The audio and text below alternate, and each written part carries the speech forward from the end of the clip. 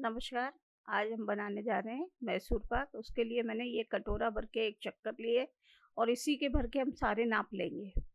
तो हमने कढ़ाई में शक्कर डाली और कढ़ाई हमें मोटे तले वाली लेनी है, जिससे मैसूर पाक चलाने में लग ना जाए। अब इसमें हम आधा यही बर्तन से जो शक्कर ली है उसी बर्तन से आधा बर्तन हम पानी लेंगे, आधा कटोरा चाशनी बनाने के लिए। तो ये देखिए आधा हमने पानी लिया है। अब इसको बराबरी से चलाते जाएंगे जब तक शुगर मेल्ट ना हो जाए। तो चलाते चलाते ये सारी अब ये चलाते जा रहे हैं, धीरे धीरे शुगर बिल्कुल घुल जाएगी। अब ये देखिए घुल गई है, चाशनी हमारी बनकर तैयार है। और चाशनी को हमें एक तार की बनाना है, तो इसके लिए हम चेक कर लेंगे एक तार की चाशनी हमारी तैयार हुई है कि नहीं। तो ये देखिए अंगुली में लेके हमने इसको चेक किया है एक तार बन रहा है कि नहीं। देखिए एक तार बन रहा है चाशनी का। तो ये हमारी चाशनी बनकर तैयार है और अब हम इसमें आगे की प्रोसेस करेंगे। तो उसमें हमने जो बर्तन शक्कर भर के लिया था उसी बर्तन भर के हम बेसन लेंगे और उसको छान लेंगे अच्छी तरह से। अब धीरे धीरे इसी चाशनी में बेसन को मिलाते जाएंगे और इस तरीके से मिलाना है कि गुठली ना पड़े।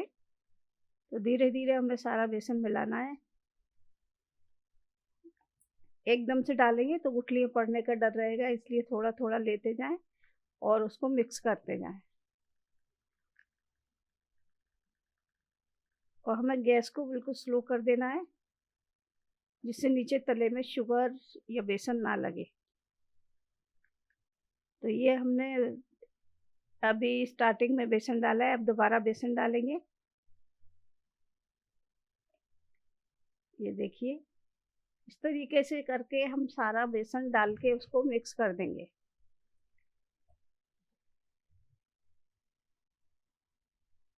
इसी तरीके से चलाते जाएंगे धीरे धीरे, क्योंकि कभी कभी क्या होता है कि हम गोल कर भी जैसे डालेंगे तो कैसे डालेंगे। तो इसी में हम चाशनी में धीरे धीरे स्लो गैस करने के बाद में हम डालते जाते हैं और चलाते जाते हैं और ये बेसन मिक्स होता चला जाता है। ये देखिए हमारा पूरा बेसन मिक्स हो गया है। अब बचा हुआ बेसन हम फिर डालेंगे। तो देखिए अब बेसन हमें उतना ही डालना है जितने वो मिक्स हो जाए। एकदम से डालेंगे तो गुठले बनने के चांस रहते हैं। तो इसलिए बेसन को हमें बिल्कुल थोड़ा थोड़ा एक एक झारी एक एक चमचा भर के डालते जाना है। ये देखिए हमारा बेसन आराम से मिल रहा है।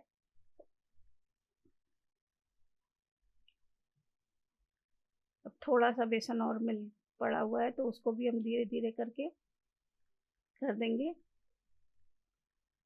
और ये बिल्कुल मिक्स होने जा रहा है हमारा बेसन। ये देखिए पूरा बेसन डाल दिया हमने। और पूरा बेसन डालने के बाद में हम इसको और अच्छी तरीके से मिक्स करेंगे।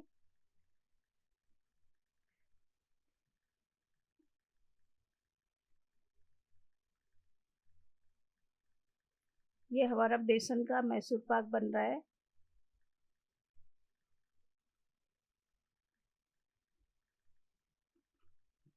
अब हमने दूसरी कढ़ाई में उसी बर्तन से जो घी भरा था, ये कटोरे से इसी को भर के हमने घी लिया है और इसको एक गैस पर गर्म होने के लिए रख दिया है।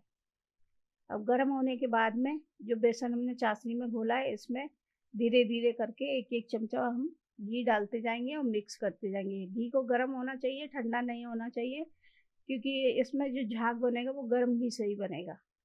तो हमको है ना घी बिल्कुल गर्म रखना है। तो इस तरीके से हमने ये घोल के तैयार किया है। अब इसमें डालेंगे हम घी।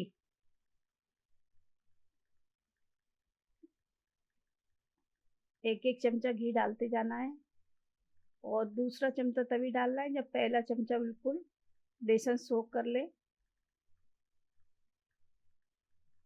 तो इस तरीके से हमें घी लगाना है मैसूर पाक में। और जैसे जैसे ये घी लगता जाएगा वैसे वैसे इसमें जालियाँ बनती चली आएंगी।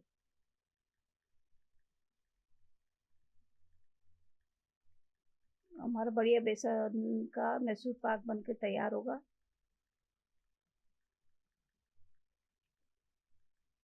आप चाहो तो इसी क्वांटिटी से को डबल करके ज़्यादा भी बना सकते हैं। जैसे हमने 1 कटोरा पूरा मटेरियल लिया है, 1 कटोरा शक्कर, 1 कटोरा बेसन, 1 कटोरा घी, तो आपको ज़्यादा बनाना है तो इसको डबल कर सकते हैं। और इसमें स्वाद लाने के लिए इलायची भी डाल सकते हैं, कुटी हुई इलायची, जो बीच बीच में कुटी हुई इलायची या बड़ी वाली जो इलायची आती है उसका स्वाद भी आएगा, वो डाल सकते हैं। देखिए अब धीरे धीरे जाली बनने जा रही है।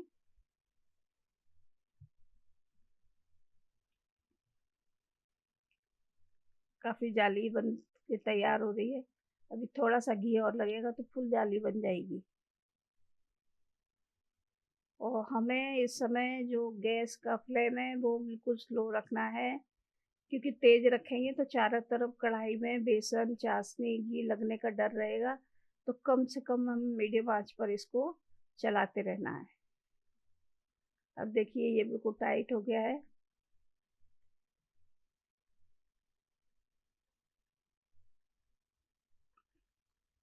और एक एक चमचा ही डालना है, इकट्ठा नहीं डालना है कि हम इकट्ठा डाल के और चाशनी भून रही है। थोड़ा सा कम डालते हुए हमें जाली बनानी है। देखिए चारों तरफ से अब जालियाँ उठने लगी हैं।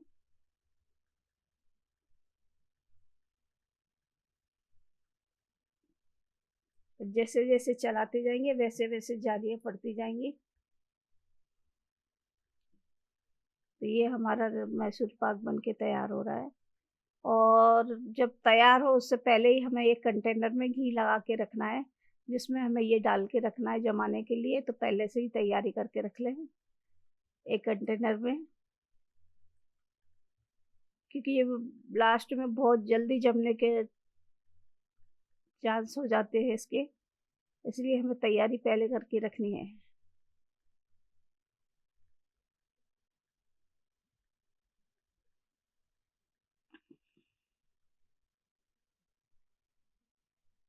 देखिए जाली पड़ने लगी अब। तो मैसूर पाक हमारा बन के तैयार हो रहा है।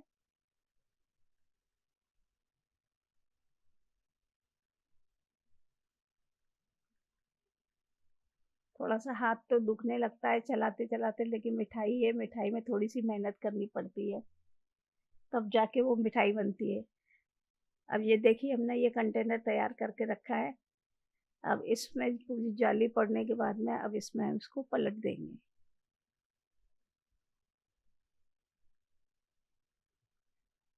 और ये काम हम बोले जल्दी करना है, क्योंकि ये एकदम से जम जम जाता है, तुरंत जमता है ये।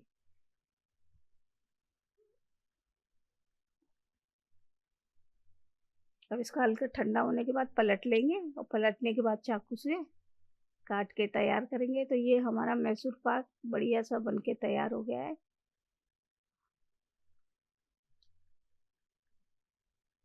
आप इसको किसी भी शेप में काट सकते हैं।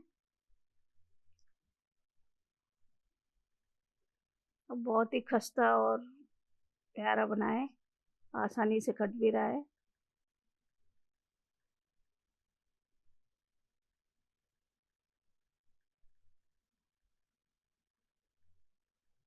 ये बन के तैयार हो गया है। आप चाहो तो ड्राई फ्रूट भी डाल सकते हो, ये आपके ऊपर है। तो कितना खस्ता है कि चाकू लगते से ही चटक रहा है।